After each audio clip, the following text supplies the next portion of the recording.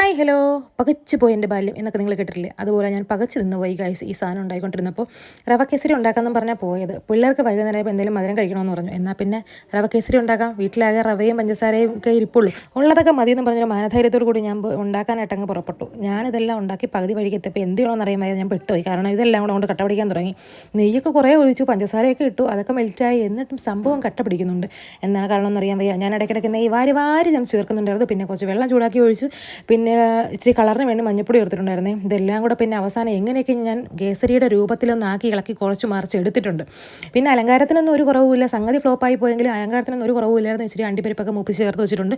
അതുകൊണ്ട് തന്നെ ഇതാരും അനുകരിക്കരുത്. കാരണം ഇതുണ്ടാക്കി വല്ല അസുഖം വന്നാൽ ഞാൻ ഉത്തരവാദിയല്ല. പിന്നെ ഞാൻ ഉണ്ടാക്കിയത് ഫ്ലോപ്പായി പോയെങ്കിലും എടുത്ത വീഡിയോ പാടിക്കളയരുതല്ലോ. അതുകൊണ്ട് ഞാനിവിടെ പോസ്റ്റ് ചെയ്തൊക്കെയാണ്.